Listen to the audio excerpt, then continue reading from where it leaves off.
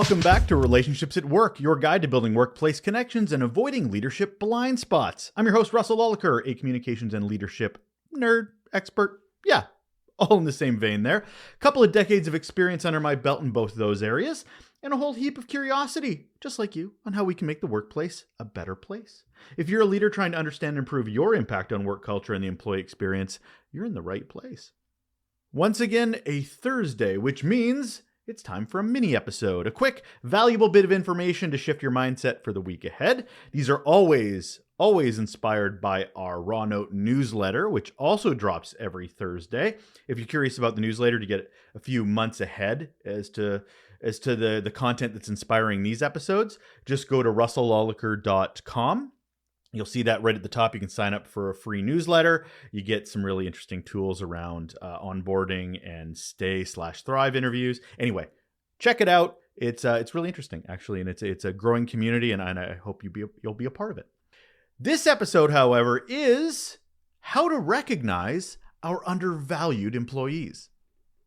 One of the most reoccurring topics of conversation I've had with people who are unhappy, specifically in their jobs, is the feeling of being unheard, unseen, and undervalued. I know I've actually felt this quite a bit throughout my career as well. Feeling undervalued can be just such a poison as it just eats away at you, your self-esteem, your mental health. A Gallup poll found that 65% of American workers felt underappreciated in their jobs. 65! A WorkHuman survey found employees of color, 49.3%, and women, 48.8%, were more likely to report feeling somewhat valued than the average of value, so below.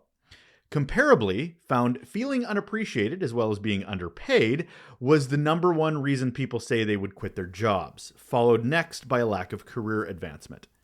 This is a problem. This is a big problem.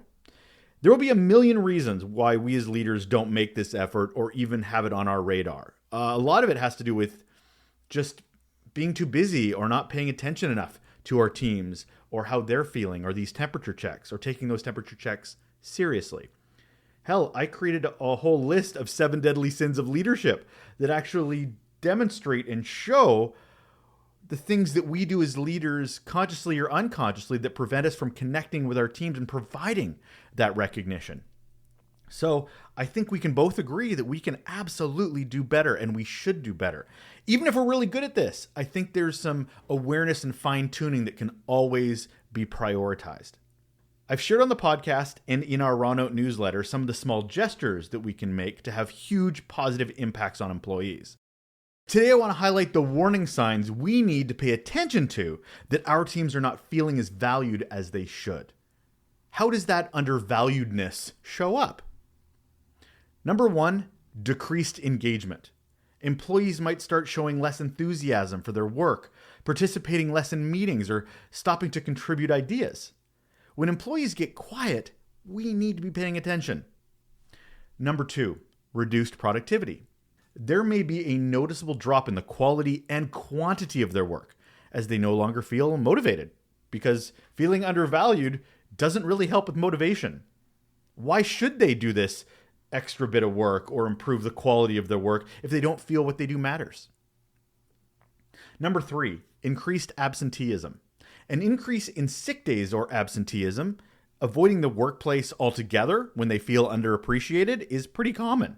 People want to go where they feel wanted, so they're going to look for any opportunity not to show up. Number 4, passive compliance.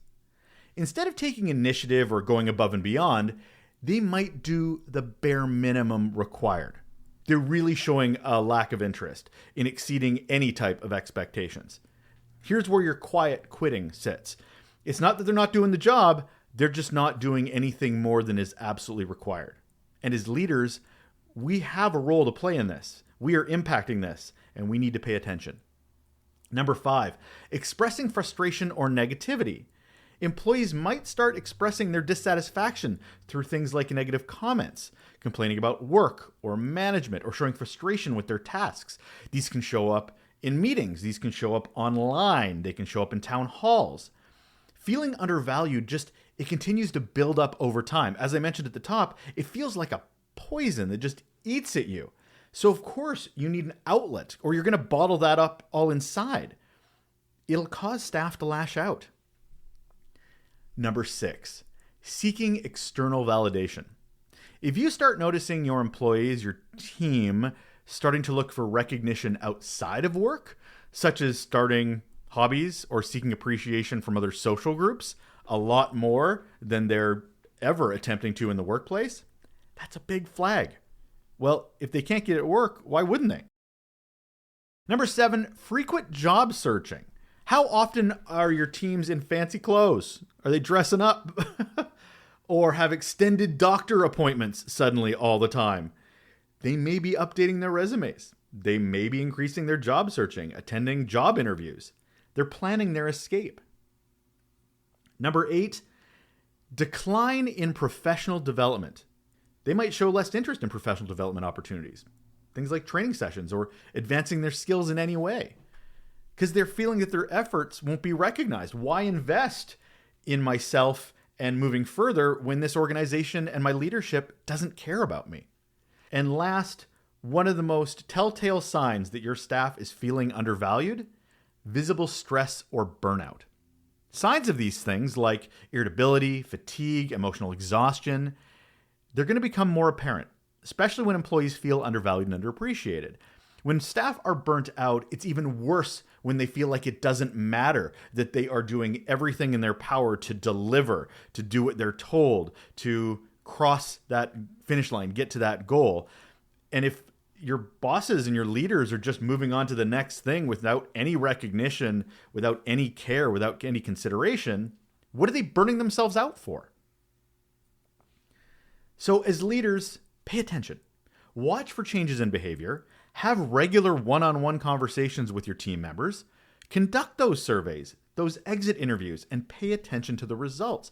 We can't just do the thing where we ask questions and not follow up on what those results are. Get involved. Feeling undervalued, I can't stress this enough. It feels like a poison. And based on the stats I shared, it's being administered, that poison, far too often. We have an opportunity to ensure our people feel wanted, valued, and part of a greater vision. Their work has worth, and we need to attach and tie those two things together.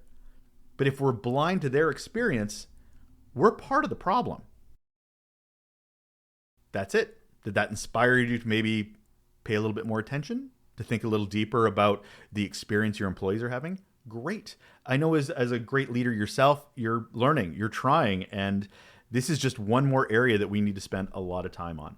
So that's it for Relationships at Work, your guide to building workplace connections and avoiding leadership blind spots. I'm your host, Russell. Thank you so much once again for joining me. If you've enjoyed this episode, the mini episodes or the guest episodes that drop every Tuesday, I ask that you take a moment and leave a comment, a rating, a review, whether it's on Apple. Spotify now offers comments as well. So just a few moments of your time means the world to the podcast, helps us grow, helps us get a little bit more recognition, a little bit more exposure. So thank you so much for that. All right, take care.